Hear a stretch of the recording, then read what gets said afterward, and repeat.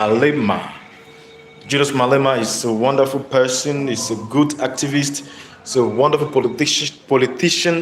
Julius Malema is from South Africa and he's doing so well for the country.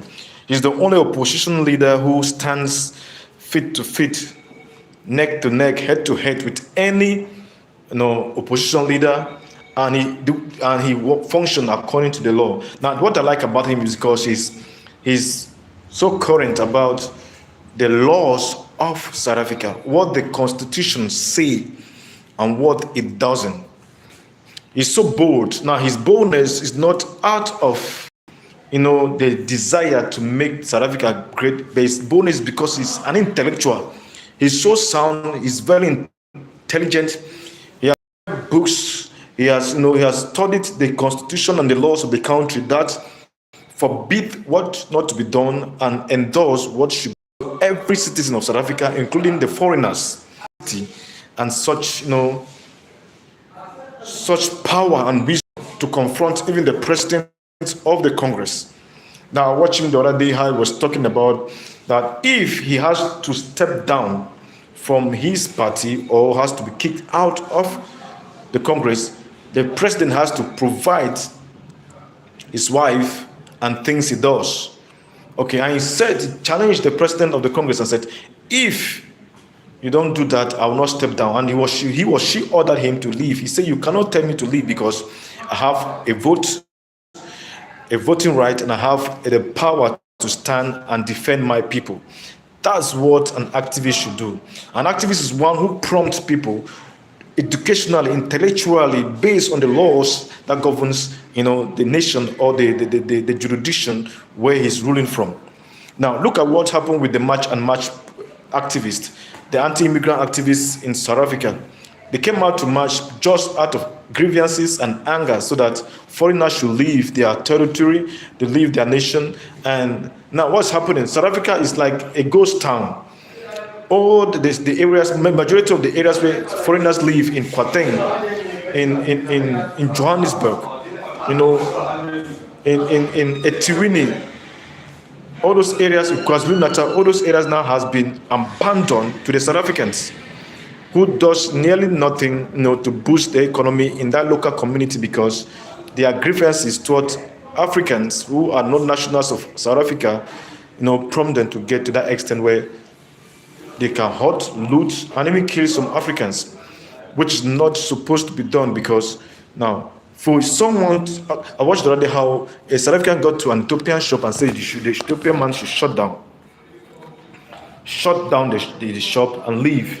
Why should someone who comes to do business and leave? Now look at what Malema did. He came out to say 300 persons has been deported to Ghana, back to their country. Had that create any job? No. He said the people that were supposed to fight are there. They are sitting big and eating lavishly and big in their offices and in their jurisdiction. But you fight the people who don't have power to protect themselves because you think that do that, but which is supposed to be done in an appropriate way, and that's what's supposed to be done. Okay, let's further say, look at all the outings of Julius Malema.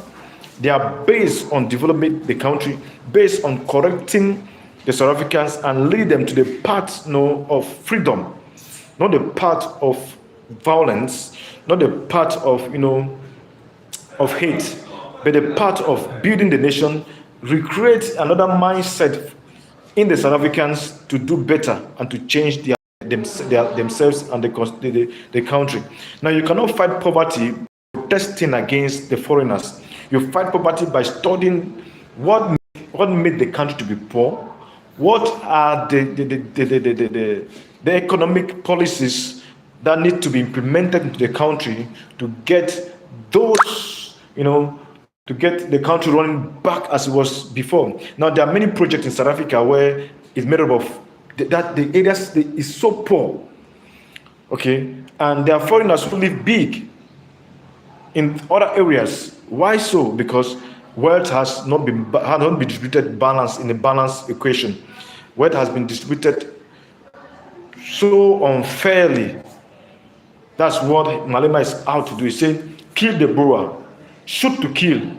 He's talking shoot to kill, as he explained when Donald Trump asked. He said that's not what, it's a mindset that he wants to kill from the South Africans. The mindset that you should depend on foreigners. The mindset that you should be afraid to confront the people who you think they are bigger than you. That's his mindset. And when he comes out, you pull the crowd down with him. You cannot build alone. That is one of his main criteria, or his mindset, his policies of his party. We build together. He says, if you come to Lagos, you go to Accra and Ghana, you see a different type of African. And when you come to South Africa, it's just as if the people are afraid to confront, their enemies and the politicians in their country, because they have been taught to do so. So he's bringing in mindset, a fresh spirit, of dominance, of accepting your right and fight for your right. That's what Julius Malema is all about. And he's so intelligent that he does not do anything that is contrary to the laws of the land or of the country. Okay. He said he has not been into violence because he was raised up by his grandmother, and his grandmother, made him to be what he is today. And he's a man, he's a father, he's a husband. So that makes it to be someone that people can vouch for, can depend to be a president. Now, I will support him to be a president because he's of higher, reputation and of big intellectual capacity to rule the nation, because he has any kind of person, any kind of situation to make it great. Hello, thank you. I can see some people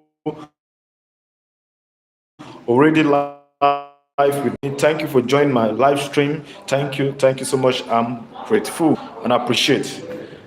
So that's what it is. Just Malema is a brave man, and other Africans who are activists should emulate him. Okay, emulate the way he does, the way he tackles issues in South Africa without being biased.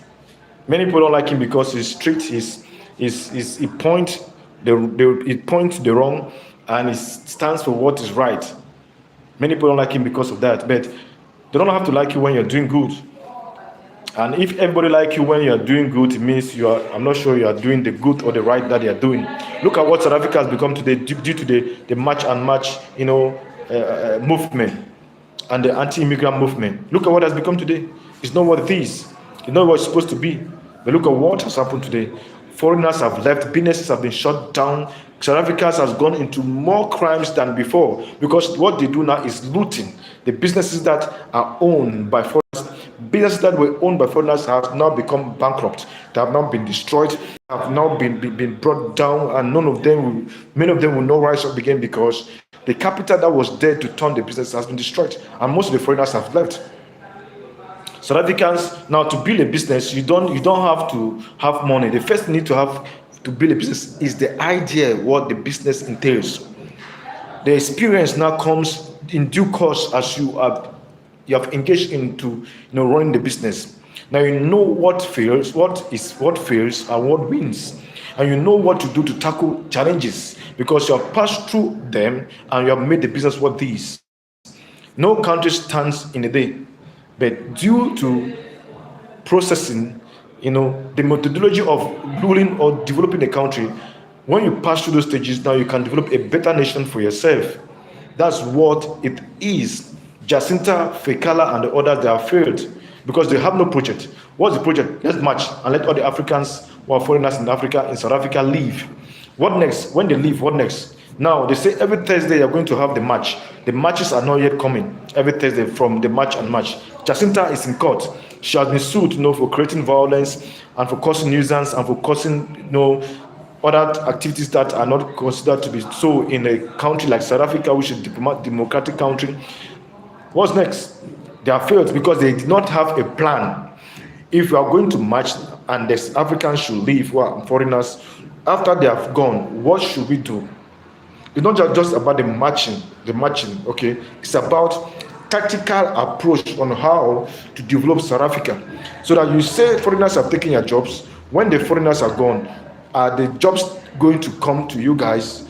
Are you guys restrained? Are you equipped or trained to to to to to to to have their jobs that you say Africans or foreigners have taken from you?